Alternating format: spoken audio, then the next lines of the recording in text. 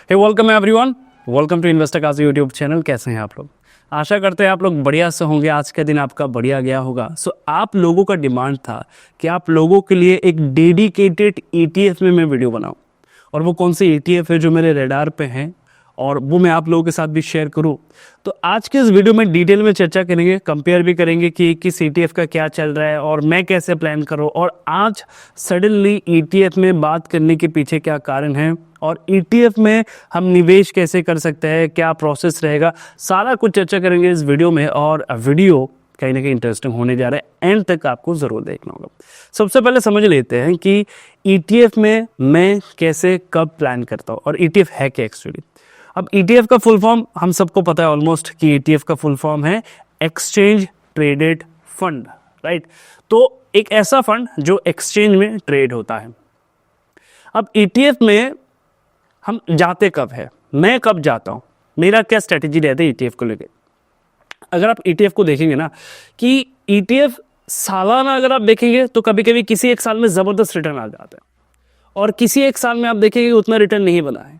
और अगर आप इसका लॉन्ग रन देखेंगे ना कि 5 साल में क्या रिटर्न बना है, 6 साल में क्या रिटर्न बना है, तो आपको दिखेगा एक डिसेंट अमाउंट सेफ रिटर्न बन जा रहा है। अब ETF किन लोगों के लिए है? अगर मान के चलिए मैं ट्रेडिंग कर रहा हूँ, अगर आप मेरे चैनल को देखेंगे, मेरे मेरे मैक्सिमम जो वीडियोस है वो टेक्निकल के ऊपर है, तो मैं ट्रेडर हूँ। अब ट्रेडिंग में क्या है कि अगर आपको लगता है कि ट्रेडिंग करके मेरा जो रिटर्न है, रिस्क टू रिवॉर्ड है, या मेरा जो सालाना रिटर्न है, जो ROI है, वो डिसेंट बन रहा है, और मैं ETF को बीट कर पा रहा हूँ, मैं म्यूचुअल फंड को बीट कर पा रहा हूँ, मैं किसी भी इंडेक्स फंड को बीट कर पा रहा हूँ, ये तीनों अलग अलग चीज़ें हैं। अगर मैं इनको बीट कर पा रहा हूँ, इनका सालाना रिटर्न है मान के चलिए 20%, और मैं उनको बीट कर पा रहा हूँ, मेरा रिटर्न आ रहा है 25%, 30%, तो ही जाके मुझे ट्रेड करना है। तो पहला तो ये कंडीशन हो गया कि ETF में और ट्रेडिंग में क्या अंतर है, कब किसको अप्लाई करना चाहिए, आपको ट्रेडर बनना है या आपको इन्वेस्टर बनना है। ये ATM वगैरह जो है वो इन्वेस्टमेंट के लिए है कि सेफ साइड में मुझे FD से ज़्यादा रिटर्न मिले। अब FD आपको देगा 7%, मैक्स टू मैक्स 8%। अब इससे सेफ तरीका और ज़्यादा रिटर्न कहाँ पर मिल सकता है, जो वो प्रोबेबिलिटी कहाँ पर है, इस वजह से हम ETF को जानते हैं, इस वजह से हम म्यूचुअल फंड को जानते हैं, इस वजह से हम इंडेक्स फंड को जानते हैं, इनके बारे में हम जानकारी लेते हैं, इनमें हम निवेश करते हैं। तो पहला तरीका क्या है कि अगर आपको ट्रेडिंग में ज़्यादा रिटर्न मिल रहा है, ट्रेडिंग से आप डिसेंट अमाउंट कमा रहे हैं, तो आपको ETF की ज़रूरत नहीं है। ETF है सेफर साइड। ETF में आपको ज़्यादा दिमाग लगाना नहीं होता है। तो आप पहले ये डिसाइड कर लीजिए कि आप ट्रेडिंग करना चाहते हैं।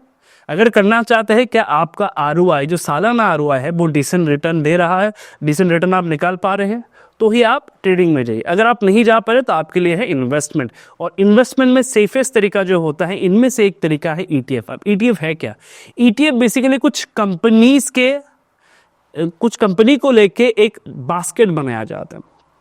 ये वो कंपनीज होते हैं जो फंडामेंटली स्ट्रांग होते हैं, जो टेक्निकली स्ट्रांग होते हैं, और अगर मैं बात करूँ इनके फ्यूचर बहुत ब्राइट होते हैं। तो ये वो कंपनीज है जिनको लेके एक फंड बनाया जाता है, जिसको हम ETF के नाम से जानते हैं। मैं आगे चल के आपको दिखाऊंगा अभी, ठीक है। अब सवाल है कि ETF में कब निवेश करना चाहिए, निवेश करते टाइम क्या ध्यान में रखना चाहिए। ETF का अगर आप 1 साल का रिटर्न देखेंगे, ऐसे भी बहुत सारे ETF आपको दिखेंगे जो सालाना 62%, 70% तक भी रिटर्न बना के देते हैं। ऐसे भी बहुत सारे ETF है जो सालाना मान के चले 20%, 22% ऑन सेफ साइड में बना के दे रहे हैं। तो ETF में अगर आपको वो सेफ साइड रिटर्न चाहिए 20%, 30% या 40% का, तो आपको एक सही समय पे जाना है। अगर उसी ETF को आप 5 साल के टाइम फ्रेम पे देखेंगे, 5 साल के ड्यूरेशन में देखेंगे, 6 साल के, 10 साल के ड्यूरेशन में देखेंगे सपोज, तो आपको दिखेगा कि वही ETF सालाना जो पहले 60% रिटर्न बना के दे रहा था, वो 20%, वो 15%, वो 16% रिटर्न बना के दे रहा है। तो लॉन्ग रन में ETF जो है ना, वो आपको ऑन सेफ साइड ज़्यादा रिटर्न बना के नहीं देता। 15-16 इसमें कोई बात नहीं करता, हर कोई बात करता है कि देखो ETF में बढ़िया रिटर्न बनता है, लेकिन सवाल है कि आप कब एंट्री कर रहे हैं। अगर आपका एंट्री पॉइंट बढ़िया है, अगर आपका एंट्री पॉइंट बढ़िया है तो सही है, आप जाओ। हो सकता है कि इस साल ये वाला ETF आपको 60% रिटर्न बना के दे, एनीथिंग इज पॉसिबल। तो आपको सबसे पहले टाइमिंग देखना है, जैसे कि अभी का टाइमिंग। आज ETF में मैं क्यों वीडियो बना रहा हूँ, इससे पहले बहुत सारे लोगों ने वीडियो बनाया, आप लोगों ने कई बार मुझे कहा कि सर ETF में वीडियो बनाओ, लेकिन मैं हर एक सही टाइम का इंतज़ार करता हूँ। मुझे स्पेसिफिकली जो लगता है, जो मैं अप्लाई करता हूँ खुद, मैं वो ही आप लोगों के साथ शेयर करता हूँ। आज के दिन अगर मैं बात करूँ, नोटिस करके देखिए, अगर मैं बात करूँ निफ्टी 50 की, टॉप से 10% गिरा है। अगर मैं बात करूँ निफ्टी नेक्स्ट 50 की, टॉप से 14% के आसपास गिरा है। निफ्टी मिड कैप की बात करूँ तो मिड कैप 150 करीबन 11% गिरा है। निफ्टी स्मॉल कैप की बात करूँ, स्मॉल कैप 250 की अगर मैं बात करूँ तो करीबन 10% गिरा है। अब ये जो निफ्टी गिरा है, इसके साथ साथ इसका ये जो इंडेक्स गिरा है ना निफ्टी 50, इसके साथ साथ इसके ETF भी गिरा हुआ है, राइट। तो अगर आप नोटिस करके देखेंगे, जब कभी मार्केट में गिरावट आता है, जब कभी भी मार्केट में गिरावट आता है, मान के चलिए मार्केट में गिरावट आ रहा है, ठीक है, निफ्टी धीरे धीरे धीरे धीरे करके गिर रहा है, और वो बहुत ही जल्दी रिकवर भी हो जाएगा जब मार्केट का एनवायरनमेंट सही होगा। इसके साथ साथ कौन रिकवर करेगा? इसका ETF रिकवर करेगा, इसका इंडेक्स जो फंड होते हैं वो बहुत ही जल्दी रिकवर कर लेते हैं। या मान के चलिए निफ्टी 20 की अगर मैं बात करूँ तो बहुत जल्दी रिकवर कर लेगा ये इंडेक्स के साथ साथ, लेकिन स्टॉक उतना जल्दी रिकवर नहीं करते। तो ये वो समय होता है जहाँ पर मुझे कम समय पे डिसेंट रिटर्न मिल जाता है। तो हर एक चीज़ का सही टाइम होता है। हर कोई ETF में चिल्ला रहा है ETF, लेकिन सही टाइम कोई नहीं जानता कि सही टाइम क्या है, सही टाइम पे कैसे जाना है, सही टाइम में सही चीज़ों का बेस्ट रिजल्ट कैसे निकालना है। तो अगर आप देखिएगा अभी मार्केट गिरा हुआ है, ETF गिरा हुआ है, मेरे लिए सही टाइम अब है। अब मैं ETF के बारे में चर्चा करूंगा, क्योंकि स्टॉक्स अब जब रिकवर करेंगे वो धीरे धीरे करेंगे। स्टॉक में ETF से कहीं गुना ज्यादा रिटर्न आते हैं, लेकिन इट टेक्स टाइम, ये समय लेगा, ये पेशेंस लेगा, ये टेक्निकल चीज़ों को मांगेगा आपसे, ये आपसे कहेगा कि आप अपना रिस्क मैनेज करें, ये कहेगा कि आप अपना रिवॉर्ड देख लीजिए, इन बिटवीन इमोशंस को देख लीजिए, बहुत सारी चीज़ों को देख लीजिए। लेकिन इसमें क्या है कि ये एक बास्केट है उन कंपनीज का जो एक देश को चला रहे होते हैं, ठीक है। तो ETF में आज के दिन में इसलिए बात कर रहा हूं क्योंकि इंडेक्स गिरा हुआ है, और आज इंडेक्स जब ऊपर जाएगा आने वाले दिनों में, सबसे पहले इसके साथ जुड़ा जो निफ्टी B है वो ऊपर जाएगा। तो ये आपको एक सेफर साइड में एक क्विक मोमेंटम के साथ डिसेंट रिटर्न बना के दे सकता है, वो प्रोबेबिलिटी है।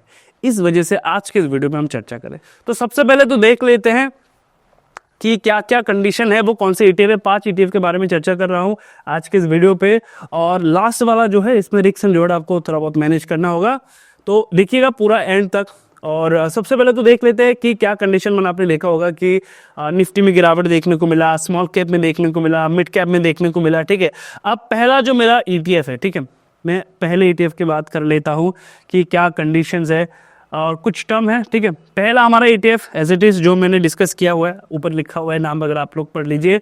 अब साल का रिटर्न देख लीजिए, साल का रिटर्न क्या है, अप्रॉक्स 23% के आसपास। एक साल का अगर मैं रिटर्न की बात करूँ तो 23% के आसपास, 22-23% के आसपास एक साल का रिटर्न। अगर मैं बात करूँ 3 साल का रिटर्न तो अप्रॉक्स 11% के आसपास है 3 साल का रिटर्न, ठीक है। और इसी जगह पे अगर मैं बात करूँ 5 साल का रिटर्न, तो 5 साल का रिटर्न आप देखेंगे 16% के आसपास है। तो मैं जो चीज़ आप लोगों को समझाने की कोशिश कर रहा था, जैसे कि इस साल इससे 22% का रिटर्न बना के दिया हुआ, लेकिन एवरेज अगर आप देखेंगे तो 11% का रिटर्न है। एवरेज 11% का रिटर्न बना के दे रहा है। इन्फ्लेशन भी तो है भाई, ये सारी चीज़ों भी तो है, तो उनको तुम्हें बीट करना है आपको। तो ETF में अगर तुमको जाना है ना, सही टाइम पे जाओ, सही समय पे जाओ। अगर तुमको 22%, 23% का रिटर्न लेना है ना, वो हर साल आपको नहीं देगा, वो आपको ऑन एवरेज हो सकते हैं 3 साल में ये मिले, 5 साल में वो मिले।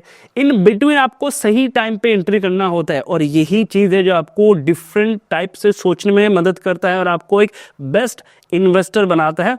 अगर आप एक डिसेंट रिटर्न चाहते हैं तो, ठीक है। इसका ट्रेडिंग के साथ कोई लेना देना नहीं है, बस ट्रेडिंग जानना ज़रूरी इसलिए है कि मार्केट गिरेगा तो ये भी तो पता होना चाहिए कि ETF में जाओ तो कैसे जाओ, राइट। और उसके बाद अगर मैं देखूँ इसका, अगर मैं बाकी डाटा देख लूँ तो यहाँ पर मैं दिखा था। अच्छा, ETF सिलेक्ट करते टाइम एक चीज़ का ध्यान रखना है कि उसमें ना लिक्विडिटी बढ़िया हो, अदरवाइज आप बेच नहीं पाएंगे। तो इसमें लिक्विडिटी बहुत बढ़िया है, तो लिक्विडिटी आपको देखना है। ट्रैकिंग एरर ये बहुत कम होना चाहिए, ये यहाँ पर अगर आप देखेंगे बहुत ही कम है, ठीक है। और इसके साथ साथ एक्सपेंस रेशियो ये भी कम होना चाहिए, यहाँ पर आप देख सकते हैं।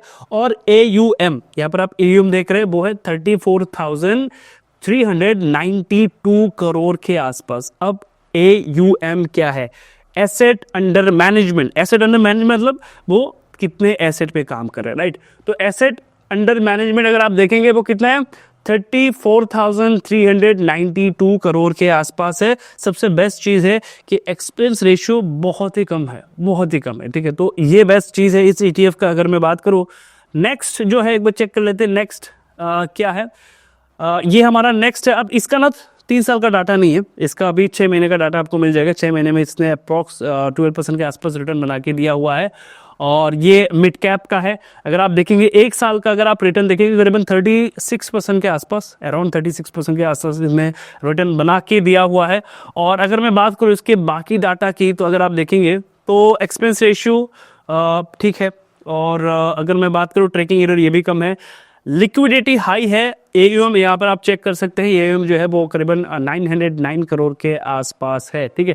उसके बाद जो हमारा तीसरा ETF है, मैं एक बार चेक करवा दूँ, ये हमारा तीसरा ETF है, ठीक है। बहुत सारे लोग ना इसमें खरीदने के लिए बैठे हुए थे, बहुत सारे लोग, लेकिन इन बिटवीन में बहुत सारे लोगों ने ऑलरेडी पोजीशंस बना के लिया हुआ है, इसमें ऑलरेडी पोजीशन वगैरह बन चुका है। आज ये डिस्काउंट पे है, आज ये डिस्काउंट पे है, बट लोग अब इसमें नहीं जा पाए, तो वो अलग से सीन है। 1 साल में कितना परसेंट रिटर्न बना के दिया? करीबन 62% का। 3 साल का एवरेज क्या है? 43, ऑलमोस्ट 44% के आसपास रिटर्न। 5 साल में एवरेज 30% के आसपास इसने रिटर्न बना के दिया एवरी ईयर, अराउंड 30%।